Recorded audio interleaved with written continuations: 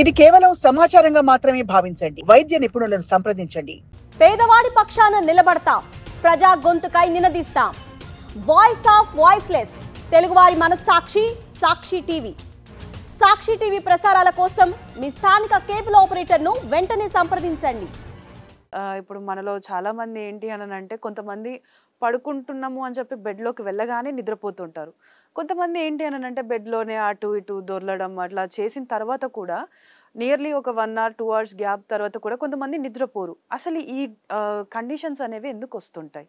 So మీరు ఇప్పుడు చెప్పింది ఇన్సామ్నియా అంటాం అనమాట, అంటే స్లీపింగ్ డిఫికల్టీ. ఇన్ఫ్యాక్ట్ ఈ ఇన్సామ్నియా, నిద్ర పట్టకపోవడం అనేది అన్నిట్లోకి మోస్ట్ కామన్ స్లీప్ డిజార్డర్. మన ఇండియాలో ఆల్మోస్ట్ 20 to 30% మంది ఈ ఇన్సామ్నియాతో బాధపడుతున్నారు. కాకపోతే అందులో ట్రీట్మెంట్ తీసుకునేది ఓన్లీ 5 to 10% మాత్రమే, అవేర్నెస్ ఉండి. సో అంత కామన్ ప్రాబ్లం. ఇప్పుడు మనకు తెలుసు కదా, మనకు కూడా అంతే, ఒక రేపొద్దున ఎగ్జామ్ ఉంది లేదా ఏమన్నా ఇంపార్టెంట్ వర్క్ ఉందనుకోండి, మనకు కూడా కొంచెం నిద్ర పట్టదు. అలా అవ్వడం కామన్.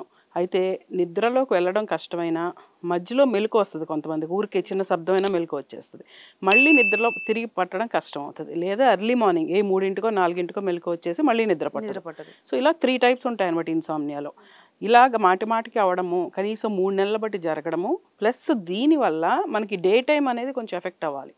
అంటే దీనివల్ల వర్క్లో ఇబ్బంది అవ్వాలి, ఫిజికల్ ప్రాబ్లమ్స్ అంటే టైర్డ్నెస్, కళ్ళు మండడము, తలనొప్పులు, ఒళ్ళు నొప్పులు, జాయింట్ పెయిన్స్ ఇట్లాంటివి రావడము, లేదా మూడ్ చేంజెస్ అంటే ఇరిటబిలిటీ, బ్రెయిన్ ఫాగ్ లాగా అనిపించడము, లో మూడ్ ఉండడము, ఆ స్లీప్ యాంగ్జైటీ అని రావడం, ఇట్లాంటివి ఏమైనా ఉంటే దాన్ని ఇన్సామ్నియా డిజార్డర్ అంటాం అనమాట.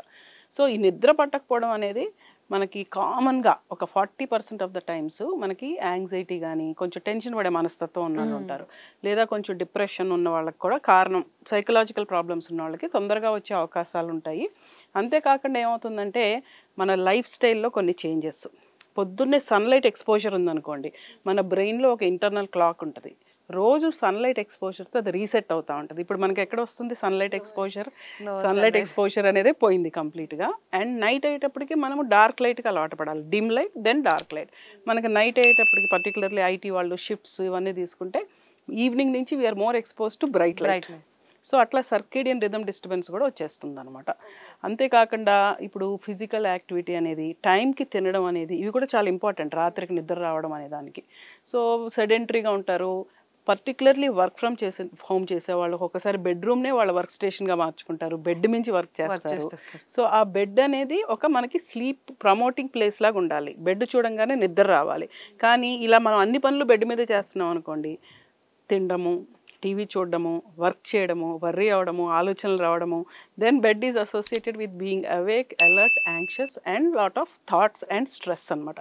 So these are the common reasons for నిద్ర పట్టకపోవడం.